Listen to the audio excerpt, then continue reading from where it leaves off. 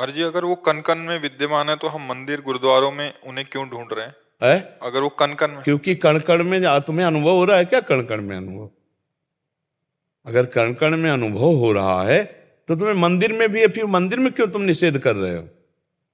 शुरुआत की जाती मानी संख्या 1, मानी संख्या 10, मानी संख्या 12। जब सवाल हल नहीं होता था तो मानी संख्या की गई ना। हमारा सवाल हल हो नहीं रहा, तुमने मानी संख्या परब्रह्म गुरुदेव, मानी संख्या श्री विग्रह, मानी संख्या मंदिर, मानी संख्या अमुक, वहीं से सवाल हल हो जाएगा। एक जगह कहीं मान लो। तो जो मंदिर में मान रहे हैं भगवान को और तुम मान रहे हो कण कण में, तो वो कण कण वाला मंदिर में नहीं है क्या? तो तुम्हारी बुद्धि निषेध क्यों कर रही है? इसका मतलब अभी बुद्धि परिपक्व नहीं है, केवल अभी वो दौड़ रही, अभी परिपक्व अवस्था को नहीं है। जो कण कण में है तो वही कण कण मिलकर के विग्रह रूप में, तो वो भगवान नहीं है क्या?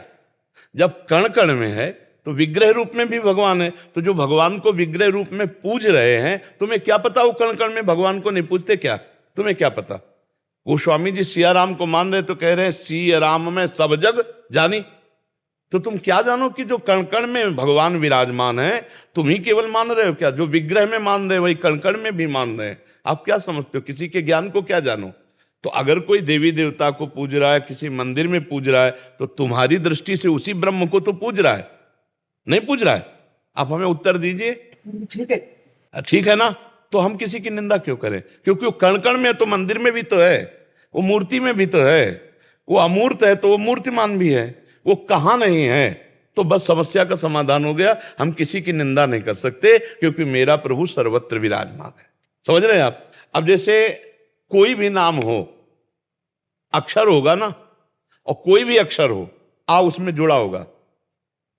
समझ पा रहे हो हमारी भाषा? का, खा, गा, घा, कोई भी अक्षर बोलो आप। आ है ना, आ ब्रह्म है और आ ओम में है, आ उ मा। समझ रहे हो ना? कोई अक्षर बोलो ओम है कि नहीं है?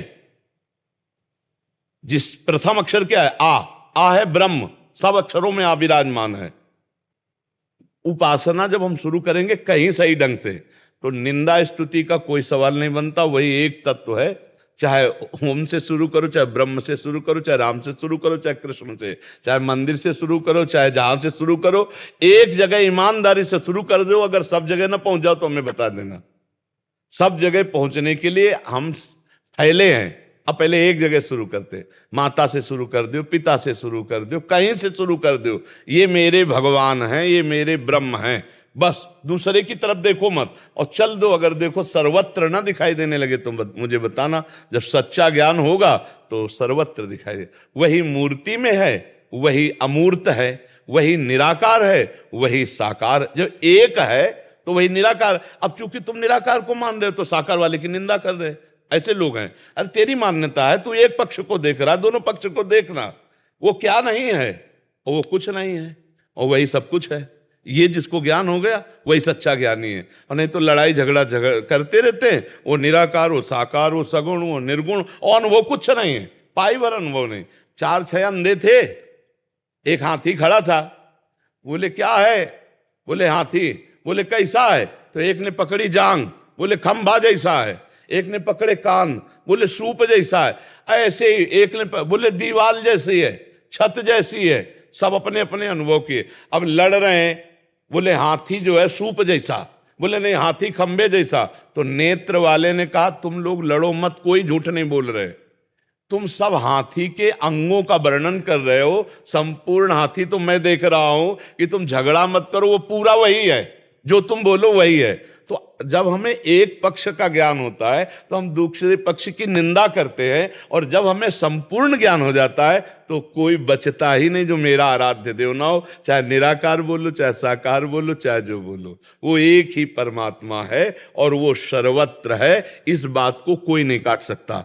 वो एक ही परमात्मा है, वो सर्वत्र है, सम है, सम बराबर है।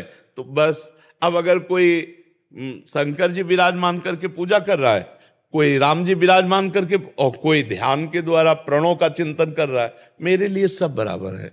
क्योंकि वो परमात्मा एक है और वो सर्वत्र है, वो सम है। तो हम किसी की निंदा नहीं करते, किसी की स्तुति नहीं करते, क्योंकि वही वो है। तो किसकी निंदा करूं, किसकी स्तुति करूं? समझ रहे? उमा जे राम चरण रत विगत काम मद को हो, निज प्रभु में देखें जगत के सन करें विरोध।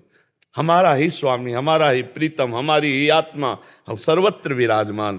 थोड़ा ज्ञान को हम फैलाएं, विस्तृत करें, एक सीमित ना करें, तभी लोग फिर कहें मैं मंदिर क्यों जाएं। जो आप मत जाइए, आपको किसी ने कहा नहीं। वो जा रहा है, उसकी निंदा क्यों कर रहे हो? बुरा कर रहा है क्या? मंदिर जा रहा है, भगवान को प्रणाम कर रहा है, आरती कर रहा है, तो अज्ञानी थोड़ी है। कण कण में तुम भगवान को देखते हो, वहां भगवान नहीं देखते हो, तो वहां भी भगवान हो, भगवान की आराधना कर रहा है। तो बड़ी प्रसन्नता का विषय, कहीं लड़ाई झगड़ा का विषय तो होता नहीं। हम गंगा किनारे एक जगह थे, तो वहाँ अब नई अवस्था हमारी थी, तो कुछ लोग निराकार उपासक थे, वो कहीं जुड़े हुए थे, तो वो आए। अध कचरा जो होता है ना, छलकता ज्यादा है। जो घड़ा भरा होता है वो गंभीर होता है, जो अध भरा होता है ना छलकता जाता है। तो वो लोग छलक ज्यादा रहे थे, नजदीक आए तो उन्होंने कहा कि हम निराकार उपासक हैं, ठीक, हम साकार को नहीं मानते हैं। तो ये भी ठीक, पर हम आपसे पूछते हैं कि आप साकार को नहीं मानते हो? बोले नहीं। तो हम कहा आप गुरुदेव को मानते हो क्या? हाँ हाँ। तो कहा अच्छा, तो आप गुरुदेव के पास जाते होगे तो प्रणाम भी करते होगे, प्रणाम करते, माला पहनाते, आरती करते, पूजा कर, ये है क्या? ये है क्या? साकार पूजा नहीं है क्या? गुरु कहां से, आकाश से बोलते हैं कि मुंह से बोलते हैं? साकार ही तो बोल रहा है। ये शब्द साकार है कि निराकार है जो तुम्हारे कान तक पहुंच रहा है? समझना है, कांटे से कांटा निकलेगा। साकार में फंसे हो, साकार से ही उपासना शुरू होगी, चाहे गुरु मान के करो, चाहे शिव मान के करो, चाहे राम मान के करो। जब तक गुरुदेव की कृपा नहीं, तब तक तत्व बोध नहीं होता, चाहे जितनी अकल लड़ा लो। गुरु बिन ज्ञान नहीं हो सकता, चाहे शिव बिरंचि सम होई, गुरु बिन भव निधि तरह न कोई। तो गुरु अव्यक्त जब व्यक्त रूप धारण किया, आप यहां चर्चा सुनने आए हो निराकार से कि साकार से? हम भले निराकार की बात करें, लेकिन आप आकार के पास बैठे हो ना। ऐसे कितने भी तुम निराकार उपासक हो, अपने गुरु की मूर्ति, अपने गुरु की छवि, अपने गुरु के पास, तभी आपकी बात बनेगी, नहीं बनेगी नहीं। तो बात बनती कहां से है? साकार से। क्यों? हम फंसे साकार में, कांटे से कांटा निकाल दिया, दोनों फेंक दिया। बहुत सुधार हुआ गुरु जी, जब से आपको सुनने लगे हैं ना जी। तो बच्चे भी है, उन्होंने भी सभी व्यसन छोड़ दिए, अपने आप छोड़ दिए गुरु जी। उनको कहने की जरूरत नहीं पड़ी, और आप बहुत ही उद्धार कर रहे हो दुनिया का।